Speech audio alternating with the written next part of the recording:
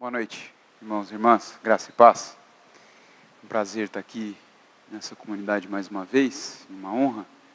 Queria agradecer a IBAB por me acolher, esse dia tão prazeroso, a tarde tão prazerosa que foi passar aí e ter comunhão com os pastores e os irmãos queridos, ao Robson pelo convite, pela deferência e ao curso Vida e Missão também, que já tem cumprido um papel muito interessante, muito relevante, a começar por essa comunidade, de treinar aqueles que pejorativamente ao longo da história nós chamamos de leigos, mas que, eu diria, nós treinamos o povo de Deus para missão, para cumprir o seu papel no mundo.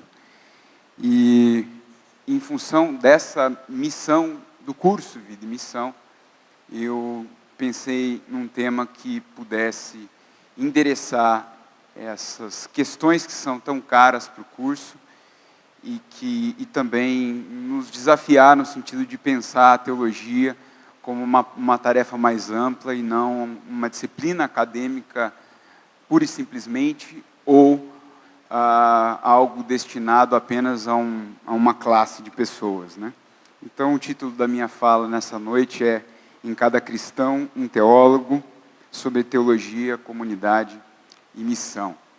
Eu não costumo dar aula sentado, não, mas hoje eu vou tentar aqui respeitar o espaço que me foi dado, E eu tenho um texto para compartilhar com vocês, mas eu vou tentar, na medida do possível, fazer isso de um modo dinâmico para não ficar assim muito cansativo também para vocês me ouvirem, e até para não perder também o tempo que me foi delimitado, que é quanto? Fica à vontade, então 12:00 a gente termina. Eu queria começar primeiro com uma citação e depois com uma breve ilustração e uma história. A citação é do teólogo americano Stanley Grenz, num livro que ele escreveu de teologia sistemática, mas que tem um título interessantíssimo, que se chama Teologia para a Comunidade do Povo de Deus. E logo no início do primeiro capítulo ele diz o seguinte: cada cristão é um teólogo. Consciente ou inconscientemente, cada pessoa de fé abraça um sistema de crença. E cada crente, seja de maneira deliberada ou implicitamente, reflete sobre o conteúdo dessas crenças e sua significância para a vida cristã. Então, eu vou voltar e comentar essa citação do Stanley Grenz, e vocês vão perceber que, de muitas maneiras, ela é representativa de tudo que eu vou falar, de um lugar bastante óbvio e simples, mas que, ao longo da caminhada da igreja e da nossa caminhada como cristãos, parece que a gente ignora, negligencia e não pensa a respeito disso. Mas eu queria agora contar uma pequena história para vocês. No início desse ano, o Conselho de Pastores da minha cidade se reuniu na faculdade onde eu dou aula. Então, eles se reúnem uma vez por mês, todo ano. E, na ocasião, foi convidado um pregador, um pastor que se intitula Apóstolo, da cidade da capital do Paraná, Curitiba. E, num determinado momento da fala desse pregador, o que me chamou muito a atenção pelo lugar em que ele estava falando, o lugar do qual ele fala, como teólogo, como melhor dizendo, como pastor, e mais do que pastor, apóstolo, muito, muito mais do que pastor, ele é apóstolo, falando numa faculdade de teologia. Então ele disse assim: graças a Deus eu não sou teólogo. E graças a Deus, eu nunca fiz teologia e nem preciso da teologia para coisa nenhuma. E acredito que a igreja também não precisa. E aí, eu fiquei refletindo naquela fala dele, e fiquei pensando. Ele está ali, falando sobre práticas cristãs, em tese, falando sobre a Bíblia, fazendo a releitura da Bíblia, interpretando a Bíblia, comunicando essa interpretação da Bíblia, pregando, e ele diz que não é teólogo, que não precisa da teologia, né, e acha que a igreja também não precisa. Então eu fiquei pensando, que compreensão de teologia tem esse pregador? Para dizer que não é teólogo, que não precisa da teologia, que nunca fez e que a igreja também não precisa. E comecei então, à luz desta circunstância, pensar algumas coisas a respeito desse tema que eu quero conversar com vocês aqui. Não é?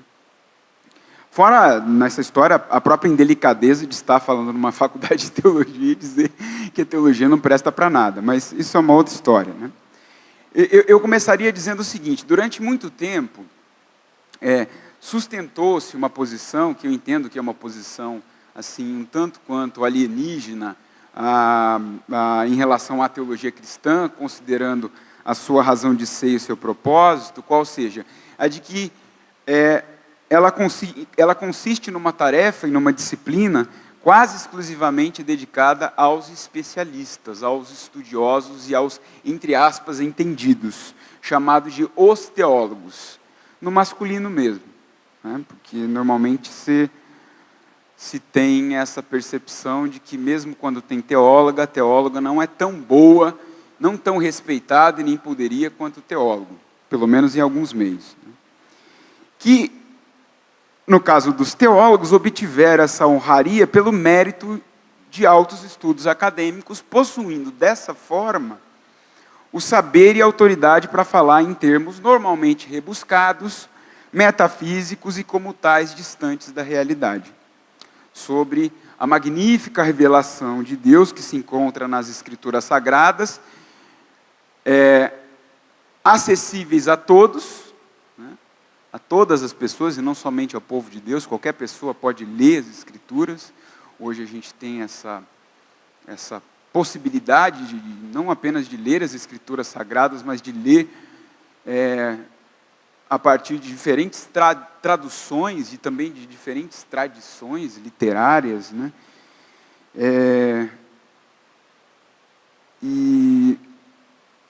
Mas que, nessa perspectiva, somente ele tem, vamos dizer assim, a capacidade especial para traduzir a mensagem, para sistematizar a mensagem e para expressar a verdade da mensagem. Não é? Teólogos de calibre precisam possuir essas características, do contrário, não são, nem podem ser considerados teólogos. Essa posição, com algumas exceções, como eu digo algumas exceções, como a desse pregador que eu ilustrei no começo, já não mais se sustenta nos nossos dias. E junto com ela, outras visões do gênero tão obsoletas quanto, como a de que a prática pastoral deve ser feita por pastores ordenados, ou apenas por pastores ordenados, de que ministério e liderança são funções clericais, ou ainda a visão, embora bastante resistente, mesmo em pleno século XXI, de que às mulheres deve ser reservado um papel apenas secundário e subordinado ao homem na vida e no ministério. No Ocidente cristão, falando assim em termos bem genéricos, o Ocidente cristão como se fosse uma coisa unitária, né? Mas é assim que se refere ao berço, né, da cristandade, todas essas falácias deveriam ser obsoletas de berço. E só não foram, ou ainda não são, por força de um ethos, isto é, de um hábito ou de um costume unificado, como vai dizer o Erwin McManus, que marcou a história do cristianismo, principalmente a partir do seu processo de institucionalização. Começou um pouco antes, né, quando o cristianismo, os líderes da igreja se viram na iminência de defender a fé cristã diante das chamadas heresias, dos pensamentos heréticos, mas que começou a se oficializar e como prática sistematizada, né, a partir da institucionalização do cristianismo, e que tem a ver com formalização constante das práticas, das crenças e dos comportamentos da igreja sob uma estrutura hierárquica. Ou seja, isso criou, por mais de 2000 anos, raízes profundas, né? De modo que nós podemos até chamar, né, no meu caso, chamar esse ethos de obsoleto, né, de ultrapassado, a partir de uma determinada percepção ou um ponto de vista da contemporaneidade, mas a gente não poderia dizer que é um ethos extinto, né? E talvez vocês conheçam inúmeros outros exemplos a partir da própria convivência de vocês, que vocês poderiam colocar aqui como pertencentes a esse mesmo ethos, né? Que transfere a teologia, a tarefa interpretativa, expositiva das verdades da Escritura a um grupo especializado de pessoas, clérigos, teólogos, doutores. E quando eu digo que é obsoleto desde o berço, é devido à lógica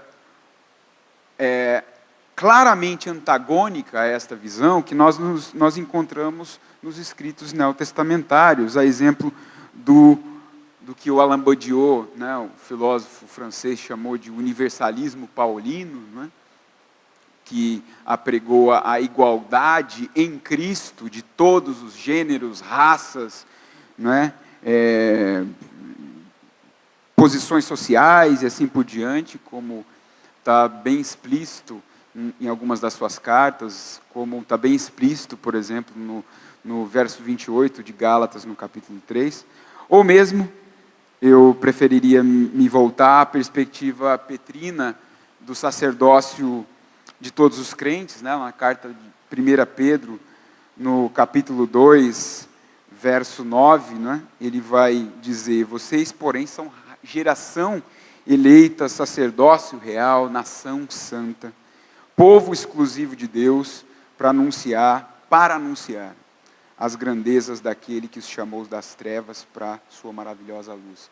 Então veja, a gente precisa atentar muito bem para o texto, né, em comparação com esse ethos sobre o qual eu estou falando.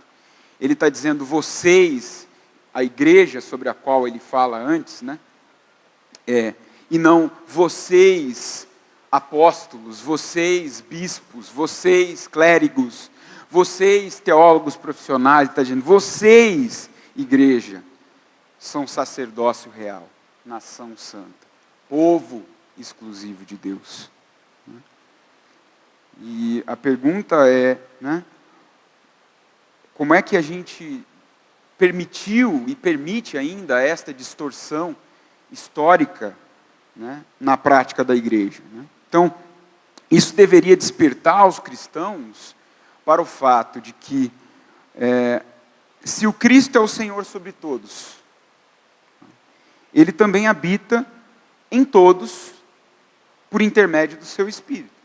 Se o Cristo é o mediador ou, né, o sumo sacerdote, então, logo, nós também não precisamos mais de xamãs, de videntes, de oráculos, de profetas, de sacerdotes, de alto escalão para servir como, né, intermediadores da nossa relação com o Pai, né?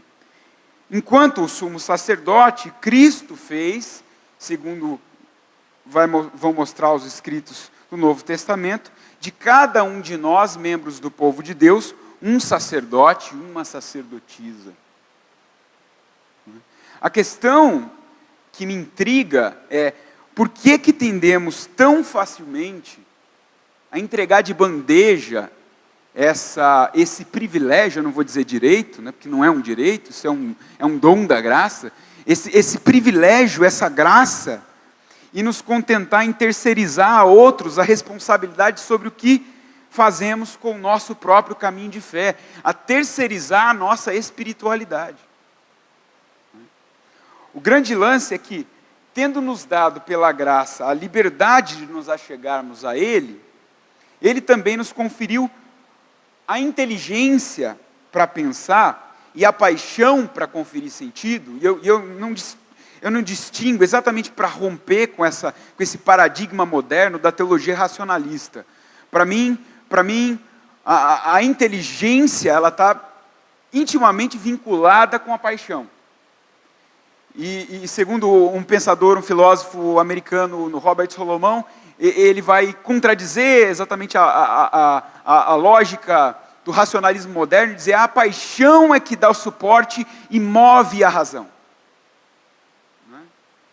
Então, Deus nos deu a inteligência, mas de nada adianta essa inteligência fria e calculista, sem a paixão que nos move e que nos direciona às coisas, às causas e ao ser dele. Então, já não faz mais sentido essa coisa de pensar a teologia como uma coisa fria, racional, né? E eu falo muito isso com os meus alunos.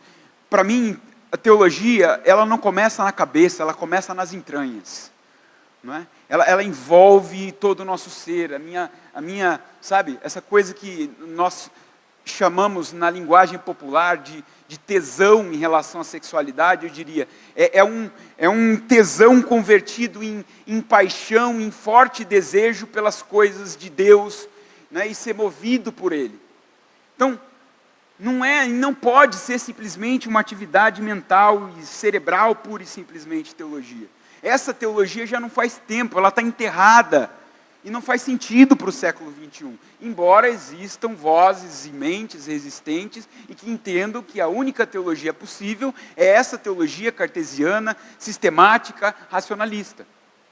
E eu tenho a impressão que é exatamente essa teologia que também ajuda a manter esse ethos e esse mito em relação ou esta perspectiva sobre a teologia viva na igreja e também fora dela.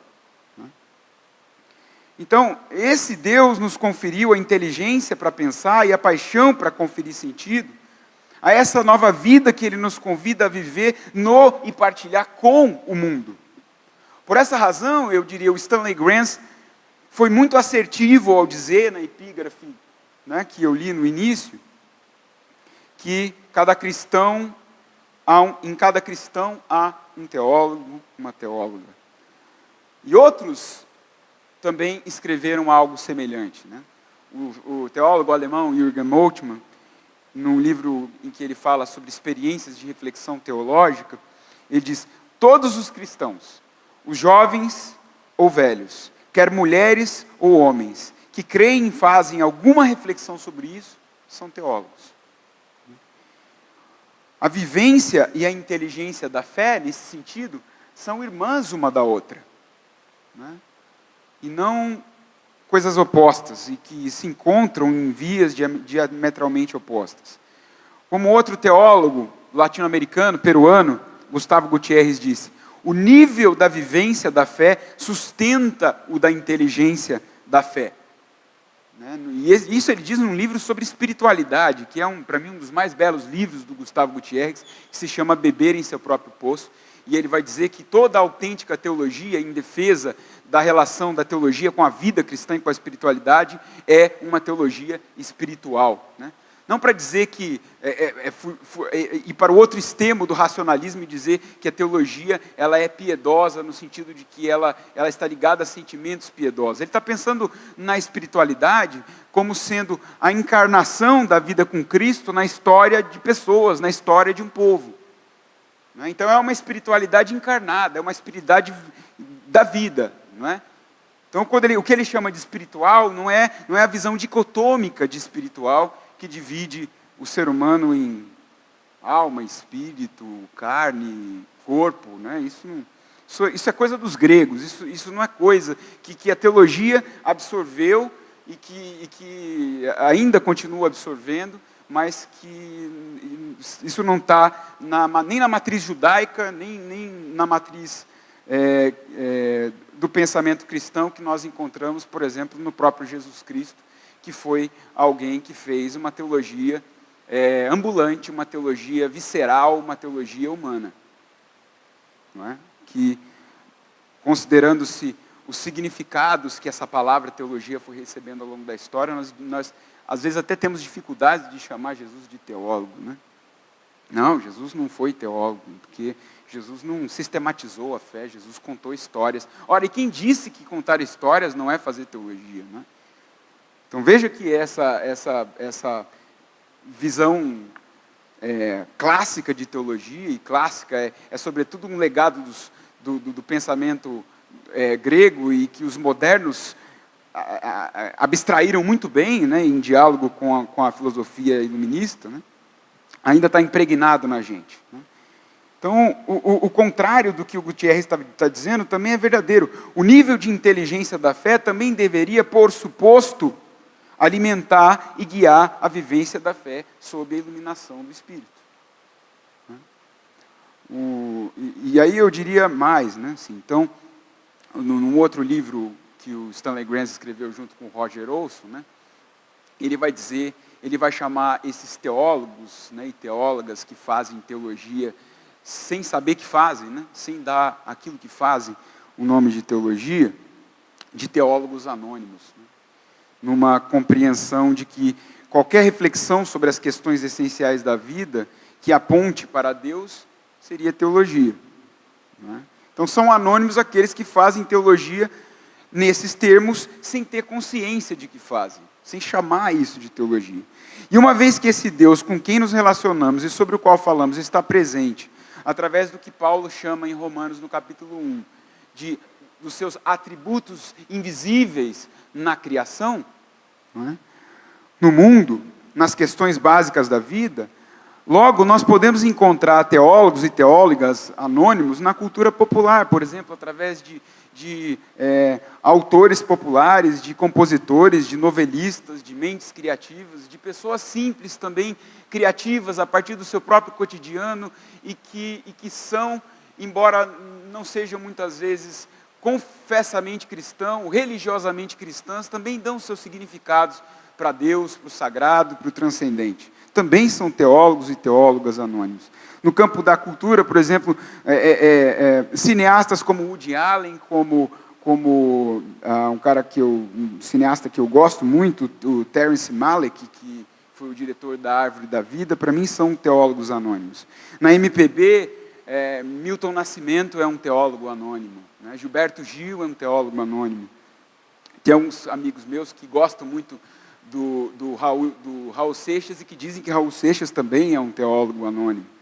Autores clássicos como Tolstói, os russos, né, Tolstói, Dostoiévski, eram teólogos anônimos, né? Um dos autores também que ganhou, né, o prêmio Nobel do século XX de literatura, Hermann Hesse, né, que escreveu O Lobo da Estepe, Siddhartha, Demian, também era um teólogo anônimo, né?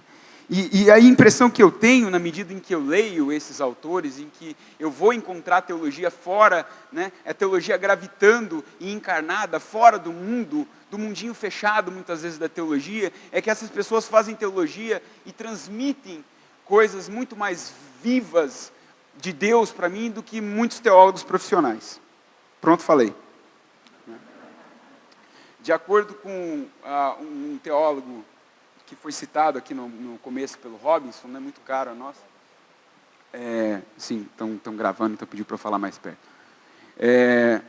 Muito caro para nós, que é o René Padilha, né, num livro em que ele fala sobre os novos caminhos da educação teológica, isso lá meados da década de 80, ele disse uma coisa muito interessante para a gente pensar também. Ele disse que a função primeira e mais básica da teologia, da educação teológica, é preparar líderes leigos, entre aspas, né, pelo tom pejorativo desse termo, para ajudar no ministério educacional da igreja. Então, o que significa que a educação teológica deveria começar na comunidade do povo de Deus, e não ser tarefa exclusiva dos seminários, dizer assim, eu vou enviar o crente para fazer teologia. Não, se o crente, a crente sente-se vocacionado para estudar um pouco mais, né, aquela paciência de sentar a bunda na cadeira, estudar, refletir, então ele vai continuar fazendo teologia numa outra esfera, mas ele já era, e ela já era teólogo e teóloga, seguindo a compreensão do René Padilha.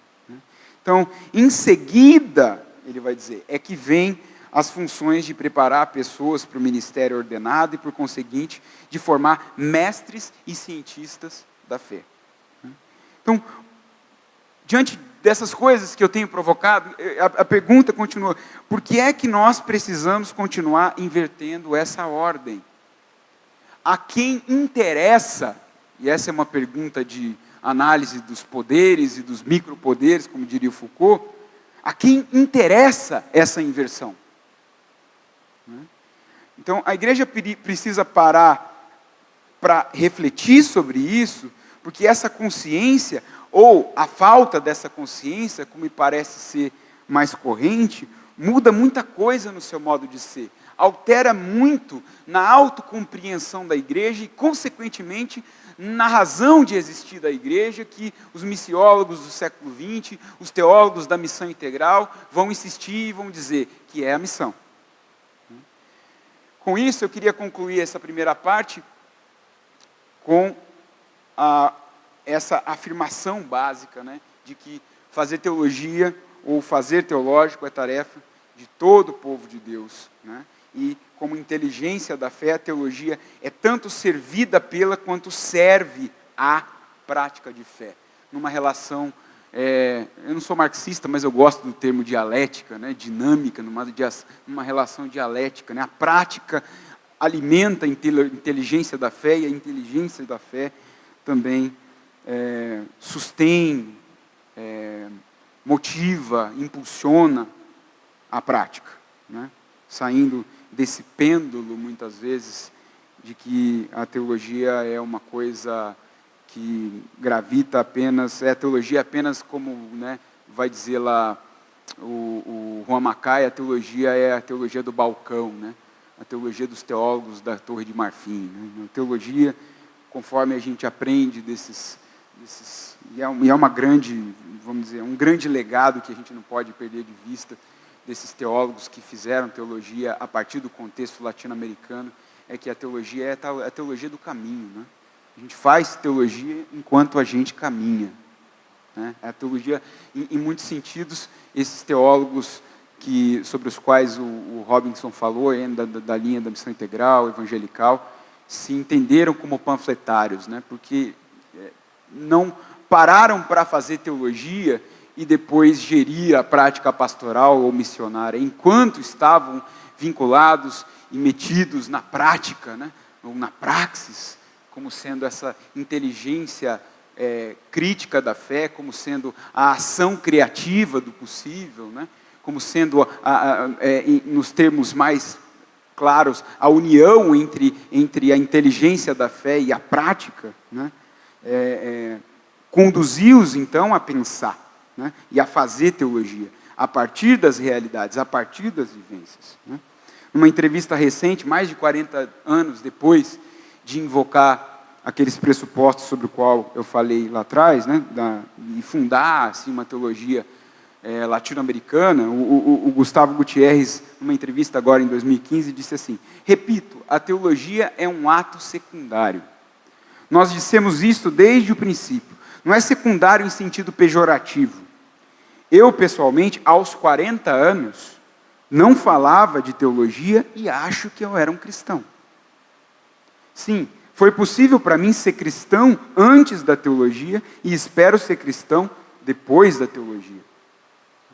Então eu quero insistir, tentando problematizar também um pouco essa fala do Gutierrez, que nós não reforcemos essa teologia como a fala dele parece, essa dicotomia, melhor dizendo, como a fala dele parece indicar.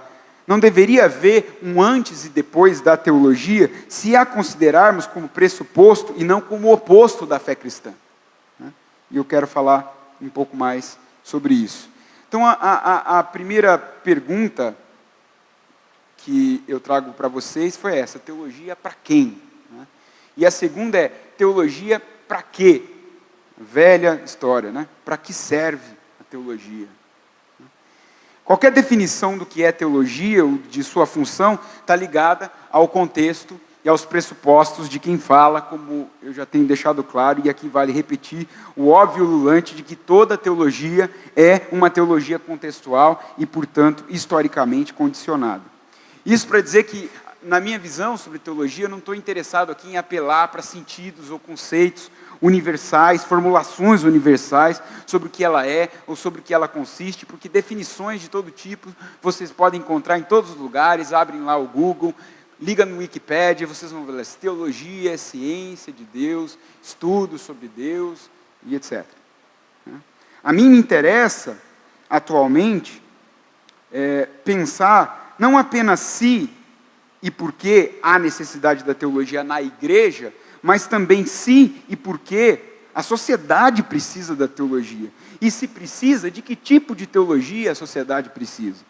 Então essa última pergunta me remete mais, e nos remete mais ao fim do que eu quero conversar com vocês. Está indo bem, gente? Tranquilo? Está muito rápido? Eu não vou perguntar outra coisa. Se está muito rápido, já está bom. Antes de qualquer coisa, é preciso dizer que, para mim, a teologia, sim, envolve uma forma de saber ou conhecimento racional que nasce do impulso humano de entender melhor a sua própria experiência de fé e conferir sentido para a sua existência, o que requer uma ampliação do seu entendimento sobre Deus a partir daquilo que Deus escolheu revelar de si mesmo. Como disse o Calbart, a fé nele também demanda conhecimento sobre ele. Isso significa, como eu já disse, não apenas que a fé nele antecede a teologia, como também pressupõe teologia. Quer se admita, quer não. Quer se pense nisso ou não. Nesse sentido, a primeira resposta ao para que teologia, ela é uma resposta que não me remete propriamente à utilidade, né? Porque a gente pensa no para quê como utilidade. Para que ela serve no sentido operacional. Não é um para quê operacional, é um para quê existencial. Né?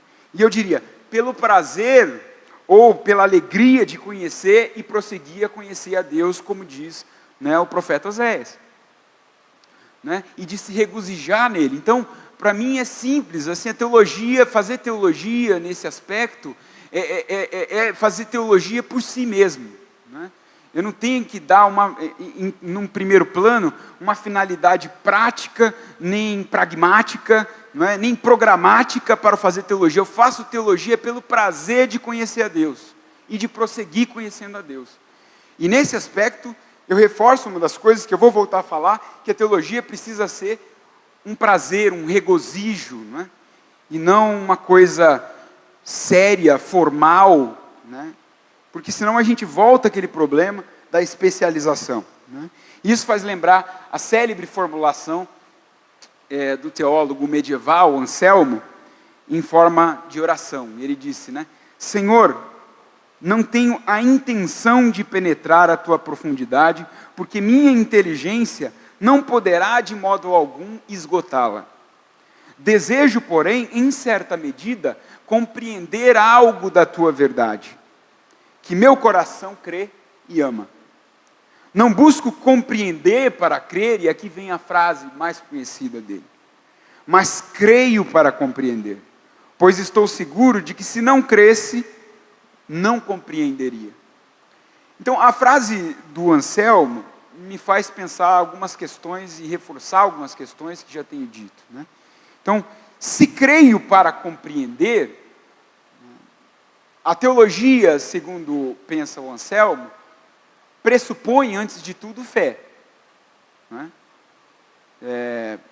Mesmo que você diga assim, uma pessoa que não se considera teólogo, ou mesmo um ateísta que faz teologia, e eu conheço hoje vários filósofos que são ateístas e que estão interessados no cristianismo, nos ensinamentos e na tradição cristã, na tradição bíblica, e que eu vou dizer a vocês, me surpreende o quão boa teologia eles fazem. Né? Eles precisam partir de um certo ponto de vista de crença, não é? Em alguma coisa.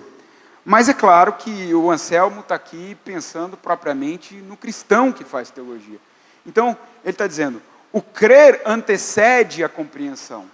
Mas o crer pressupõe a busca da compreensão. Eu não poderia compreender se não cresse, mas eu também não posso continuar crendo sem compreender aquilo que eu creio, sem buscar um entendimento e a compreensão sobre aquilo que eu creio. E ele é muito modesto, o Anselmo é um dos considerados assim, pais da teologia, ocidental, medieval, mas ele é muito modesto, muito mais modesto que muitos teólogos que eu conheço hoje, com muito menos respeitabilidade, com muito menos gabarito, quando a gente fala de alguém como Anselmo, de dizer assim, a minha inteligência não pode de maneira alguma esgotá-lo. Eu quero compreender algo da tua verdade. E veja, ele não está falando da verdade como algo que compreender no sentido de abstrair ou obter a verdade, porque quando ele se refere a essa verdade, ele se refere a algo que o coração dele crê e ama. Não é? Como na expressão do salmista que diz, quanto amo a tua lei. Não é? Então, eu tenho a impressão que a teologia, ao longo dos séculos, especialmente a partir da modernidade, ela passou a falar da verdade, a tratar a verdade como conhecimento, e não como esse amor, essa crença, esse pertencer e a esse amor à verdade. É mais como possuir, mais como revelar, mais como expressar propositivamente a verdade, e menos como uma relação com ela. Agora, quando eu olho para o tema da verdade, por exemplo, no Evangelho de João, que é um dos temas mais caros do Evangelho de João, e o exemplo disso aqui é o encontro de Jesus com Pilatos, ele traz o tema como um diálogo que inexiste nos Evangelhos sinóticos, que é o diálogo entre Jesus e Pilatos, e que uma das questões ali é exatamente a questão da verdade, ou propriamente do testemunho da verdade. E Jesus vai dizer assim, olha, eu vim para dar testemunho da verdade, aqueles que amam a verdade, têm alguma sensibilidade para com a verdade, sabem. Aqueles que são da verdade, sabem. Ele não disse aqueles que conhecem, aqueles que expressam a verdade propositivamente nas suas teologias dogmáticas ou sistemáticas, ele diz, aqueles que são. Eu poderia aqui à noite ficar conversando com vocês sobre esse texto, mas um dado muito curioso também do texto é que ele termina com uma pergunta sem resposta. Pilatos pergunta, o que é a verdade? Então, o que é a prova de que Pilatos não entendeu o que ele estava falando antes. Porque se ele tivesse entendido, e eu diria, não só Pilatos, muitos cristãos e muitos teólogos também fazem teologia com a expectativa e a pretensiosidade de responder a pergunta do Pilatos, que Jesus não respondeu, porque é uma pergunta que não tem resposta, do ponto de vista cognitivo, filosófico, epistemológico. A verdade é uma pessoa, a verdade se expressa na vida de uma pessoa, e não se expressa na teologia de alguém. E aí eu volto o anseio e a oração do Santo Anselmo, santo, para mim ele é um santo, mas no meio evangélico isso é um pouco complicado falar, que ele é um santo, porque você está fazendo idolatria, irmão. Mas eu volto à modéstia dele, de dizer assim, eu quero compreender alguma coisa da tua verdade, não precisa ser toda ela, porque eu sei que não dá, a minha inteligência é muito pequena, diante da tua eternidade, da tua grandeza, eu quero compreender alguma coisa. Então veja, é óbvio, fazer teologia, ela parte desse anseio de dizer alguma coisa de verdadeiro sobre essa verdade de Deus que nós amamos, sobre a qual somos apaixonados, que é Jesus. Mas eu tenho a impressão que, assim, a gente desvirtuou isso de uma maneira que fazer teologia é subir num caixotinho, botar o dedo em riste na cara das pessoas e dizer assim, essa daqui é a verdade. Anselmo vai mostrar, então, que essa teologia, enquanto saber racional, é uma forma muito limitada de conhecimento, tendo em perspectiva que seu assunto, se seguirmos a etimologia da palavra, é Deus. Mas será possível uma ciência de Deus? E o Karl Barth ajuda a gente a responder essa pergunta, ou resolver, mesmo que parcialmente, esse problema. Ele diz: a teologia não estuda Deus, a teologia estuda Deus em sua revelação, ou Deus na história de suas ações. Assim sendo, Deus não é propriamente o assunto, muito menos o objeto da teologia, mas quem graciosamente o possibilita. Então o Barth defende isso lá na introdução da teologia evangélica, um texto muito legal, dos textos que o Barth, um dos últimos que ele escreveu, e é o mais acessível dele. Parece que ele fez aquele texto pensando na igreja, né, no povo mesmo de Deus, de maneira mais direta, né? Ele vai defender isso, né? A teologia é fruto desse gracioso sim de Deus, né, para a humanidade. Logo, a forma de estudo da teologia não é primordialmente a investigação científica objetiva, baseada em modelos, repetibilidade, evidências, mas um estudo sobre as narrativas da vida, as narrativas do povo de Deus, a respeito dos feitos desse Deus ao longo da história, ou sobre o que Deus já falou. Veja, eu sou fã assim de carteirinha do Paulo. Para mim, nenhum teólogo supera, né, o teólogo que o Paulo foi. Mas eu penso que é sintomático da nossa modernização do Paulo, da nossa racionalização e sistematização do Paulo, de que nós nos apeguemos muito em fazer teologia a partir dele, e não, por exemplo, a partir das histórias, não, por exemplo, a partir das narrativas. Não é? Porque é um pecado muito menor você fazer teologia a partir do pensamento de Paulo em Romanos, por exemplo, que é onde ele desenvolve uma teologia um pouco mais rebuscada, um pouco mais elaborada, do que você fazer isso, por exemplo, com as histórias da ressurreição de Lucas 24. E fazer um sermão de 3 pontos lá, e as 3 verdades desse texto são essas. Como é que você faz isso com uma história, com uma narrativa, cheia de metáforas, cheia de... né? Então, um dos autores pós-modernos, né, da teologia, o Brian McLaren, ele disse que a gente precisa resgatar a dimensão metafórica da teologia. Né? E a dimensão metafórica é exatamente aquela dimensão que faz com que nós abstraiamos, né, da teologia as suas pretensões metafísicas, né, as suas pretensões à verdade absoluta, as suas pretensões à sistematização da verdade. Né? Então é resgatar a dimensão da teologia, a vocação da teologia como sendo metáfora. Né? Não só propriamente falando da forma narrativa, mas inclusive qualquer forma de teologização é metáfora. Não é? É a gente falando nos termos que a gente consegue entender e expressar sobre algo que a gente nunca vai conseguir entender de maneira satisfatória ou suficiente. Né? Então, quer nós chamemos isso de teologia sistemática, dogmática, o que quer que seja, ela é metafórica, ela é uma construção. Né? Então, a gente precisa ter cuidado quando a gente chama de teologia de ciência e entender o que é que nós estamos chamando de ciência nesse caso. Se a gente está dizendo que a teologia é uma ciência porque há uma intenção de levar a um compromisso e a um rigor intelectual nas diferentes formas de compreensão dos diferentes aspectos da fé, então eu diria, talvez seja apropriado. Mas se ciência é aquela coisa de você objetivar a realidade da fé, como eu vi um teólogo que faz desses apologética, né, que está tentando assim agradar os cientistas hoje, de dizer assim que a ressurreição é um fato da fé, é uma evidência. Eu acho que isso é uma como é que eu posso ser educado assim? Né? É uma distorção, porque eu não vejo, ainda que...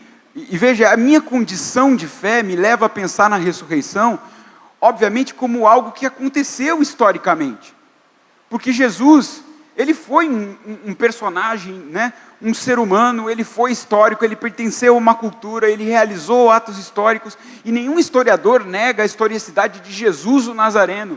Agora, nenhum historiador pode comprovar que Jesus era o Cristo, e muito menos que ele ressuscitou, muito menos que ele era o Filho de Deus. Então veja que a gente está barateando coisas que são caras no balcão da ciência, para achar que a gente, com isso, a teologia, o que a gente faz, a fé cristã vão ser mais respeitadas.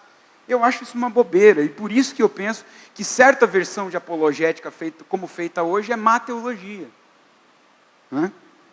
Isso penso eu, isso falo eu, não sei se no corpo, se fora do corpo, se enlouquecido, se abestalhado, não sei. Eu sou, nesse aspecto, contingente também, não só nesse, em vários. Então, como vai bem colocar o Gutierrez, sobre a teologia, ela tem uma função eclesial. Ela serve à comunidade de fé, ela está a serviço da comunidade de fé e da sua missão no mundo. Então, para que teologia? A teologia, ela existe em que dimensão for, ela desde uma elaboração mais primeira, e orgânica das pessoas que refletem sobre a sua fé, até uma elaboração mais acadêmica, ambas têm que servir e desembocar na vida da comunidade, na prática da comunidade e na missão. Isso não é nenhuma novidade, mas não custa lembrar. Na entrevista sobre a qual eu mencionei para vocês do Gutierrez, ele também diz o seguinte: a reflexão teológica deve estar ligada à vida cotidiana das pessoas. Não se trata de metafísica religiosa. Eu nunca li na Bíblia algum trecho que diz, ide e fazei teologia, mas sim, ide e fazei discípulos. A teologia é uma hermenêutica da esperança, dá a visão para quem está comprometido na ação. E aí eu pergunto, quem está comprometido na ação de acordo com a visão do Gutierrez? E eu volto a destacar, todo o povo de Deus. Todo o povo de Deus está comprometido na ação. Isto é, todas as pessoas engajadas em alguma forma de ação na vida, que envolve trabalho, estudos, família, relacionamentos em geral, bem, vocês sabem, a vida. Essa vida que a gente vive, todas as condições que nos conduzem a ela e que nos fazem sobreviver e lutar, são lugares de fazer, são lugares para ser, são lugares de compromisso dessa ação sobre a qual o Gutierrez fala. E, portanto, é esse povo que é capaz de traduzir muito melhor, eu diria, provocativamente, que o clero, que os teólogos da Torre de Marfim, a mensagem teológica em termos e atitudes que as pessoas e os seus contextos hoje compreendam e possam ser tocadas de modo significativo. Então, se a gente tem dificuldade de absorver isso, eu continuo perguntando por que é que nós tendemos a terceirizar uma responsabilidade que é nossa. Então, em 1964, numa revista chamada Theology Today, Teologia Hoje, um teólogo chamado David Engel, ele disse que algumas coisas muito interessantes, e com elas eu queria caminhar para o fim, para não ficar aqui muito enfadonho, ou mais enfadonho. A igreja tem uma pequena chance de se tornar não mais que uma relíquia histórica, a não ser que o maior número de seus membros possa articular as afirmações do Evangelho, o maior número de seus membros possa articular as afirmações do Evangelho nesse tipo de ambiente. Que ambiente? Ou seja, as universidades, o mercado de trabalho, nos guetos, nas tribos, nas ruas, no coração da cidade, onde quer que a gente vá, onde quer que a nossa vida pulse, a nossa existência se expresse, em ação, em pensamentos, em emoções. E a minha pergunta final nesse aspecto é: que teologia queremos? Que teologia queremos? Então, é preciso lembrar, diante dessa pergunta, que nenhuma das proposições, pensando na teologia como proposição, como sistematização, como frases ditas, expressões, é fruto, que são fruto dessa reflexão crítica por parte do teólogo e da teóloga, deve ter a pretensão de ser unívoca, a univocidade, ou seja, de ter a única voz, a mais verdadeira, a mais legítima representante de Deus na igreja e no mundo. Isso porque, como a linguagem teológica, como vai lembrar o Stanley Graham, é sempre um construto humano, no sentido de que ela é feita por seres humanos falíveis, tentando construir o sentido a partir de dois dados: a autorrevelação de Deus e a nossa experiência humana. De igual modo, para além daquilo que qualquer teologia é capaz de significar, está a ação do Espírito de Deus que sopra onde quer. Né? E teologia que tenta, na sua ânsia por poder, pelo poder, apagar ou confinar o Espírito, ela não merece o nome de cristã. E nesse sentido eu só posso consentir que teologia seja ciência, se ela for, e se os teólogos admitirem cada vez mais, como de modo tão feliz pontuou o Barth, no texto que eu mencionei, que ela é uma ciência modesta. E eu ousaria em acrescentar a frase do Barth, que já é muito expressiva e inteligente e significativa, a mais modesta de todas as ciências. Né? E que seja, lembrando aqui do Nietzsche, uma Gaia ciência. O que é uma Gaia ciência? A Gaia ciência é uma ciência alegre. Né? É uma ciência que nós fazemos com prazer, que nós fazemos não só com a racionalidade fria, objetiva, que nós fazemos com o nosso ser, com aquilo que a gente é, né? Que expresse mais coisas do que o conhecimento objetivo, calculado. Né? Ou seja, a ciência alegre, né? A teologia alegre, ou a teologia, a Gaia teologia, é um modo leve e apaixonado de se falar das coisas de Deus, sem perder de vista o chão em que nós encontramos e sem perder e sem tirar os olhos do Cristo. Eu tenho a impressão que os metafísicos, os medrosos, eles têm um certo receio de falar de teologia pé no chão, de espiritualidade pé no chão, de teologia e espiritualidade humanas, com receio de que a gente tire os olhos do Cristo, mas é o próprio Cristo que me ensinou a ser gente, é o próprio Cristo que me ensinou a fazer teologia desse jeito, como gente, não como anjo, né? nem como, sei lá, cara, um ser destacado da vida, né? Quase uma entidade que, para falar de teologia, tem que, segurar assim no colarinho, e falar, e impostar, né? E se demonstrar uma linguagem melhor que a de todo mundo, um pensamento mais inteligente que o de todo mundo, né? É quase um latim, sabe, assim, mais sofisticado. Então, eu refiro minha teologia como uma ciência mais modesta, porque ela reconhece os limites das suas cogitações.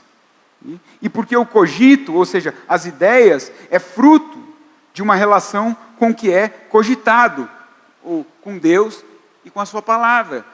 Há perigo de que, se não for assim, pode ser que Deus chegue para a gente e diga assim: olha, Pedro, tu cogitas das coisas dos homens e não das coisas de Deus.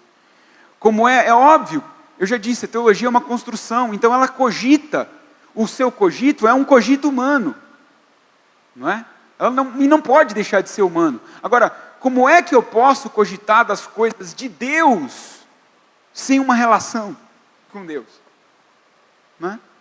Eu vou cogitar qualquer coisa sobre Deus, eu vou criar uma figura, de acordo com o meu cogito, mas vai ser uma teologia empobrecida, sem vida, se ela não tiver uma relação, se ela não partir de um relacionamento. Como consequência, isso deve nos conduzir a uma intimidade, a um entendimento maior, a um conhecimento de quem somos, de quem Deus é e da missão na qual nós somos partícipes cooperadores.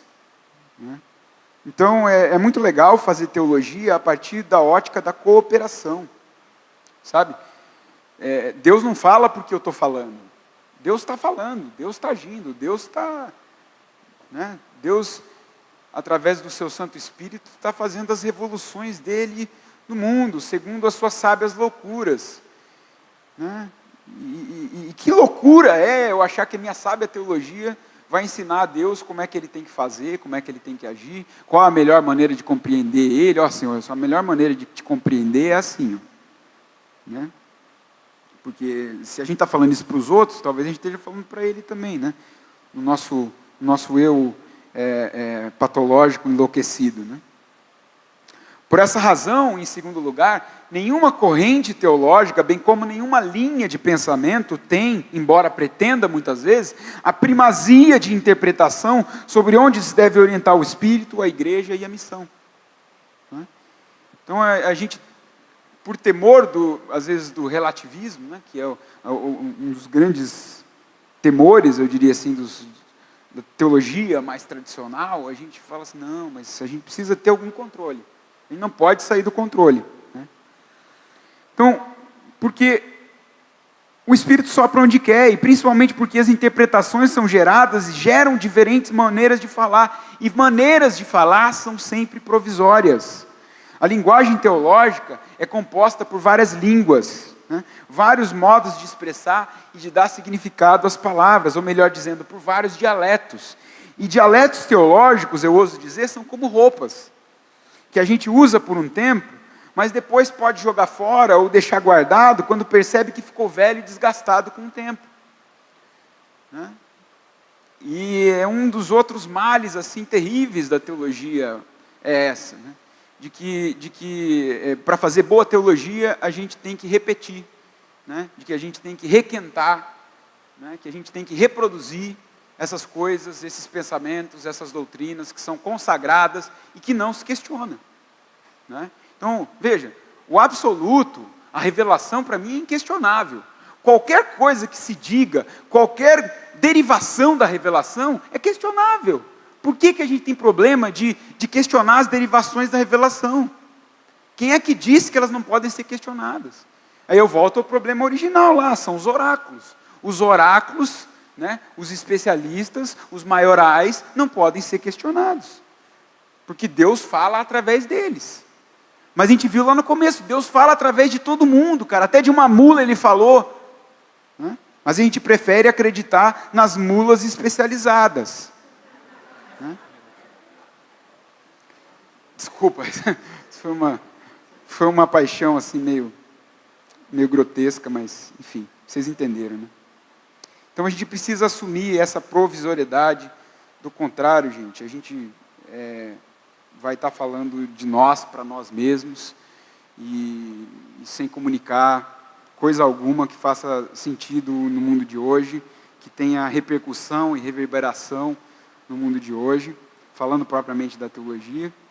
E a gente não deve nesse aspecto, né, enquanto essa compreensão de teologia muito localizada, né, muito particularizada, se espantar quando a gente olhar para o povo de Deus e encontrar, ao invés de líderes e teólogos e cada cristão como um ministro, né, como eu fiquei bastante feliz quando o Robson me passou aqui uma confissão de fé da IBAB, né, de prática, e que no finalzinho aqui se diz exatamente isso, né? Que todo cristão é ministro, todos os cristãos têm livre acesso a Deus por meio de Jesus Cristo, e todos os cristãos têm autoridade. A autoridade, essa é uma palavra que é importante, todos os cristãos têm a autoridade, porque não foi conferida por ninguém, por uma unção especial, mas foi por Jesus Cristo, e todos os recursos necessários para representar o Senhor Jesus no mundo. A gente só precisa acreditar nisso, né? Vamos passar a acreditar nisso. Os líderes da igreja precisam acreditar mais nisso, por mais que isso comprometa o seu lugar de poder, o seu lugar confortável de domínio, né? Eu termino citando David Engel, né, e pulando várias coisas aqui, que ele diz o seguinte, né?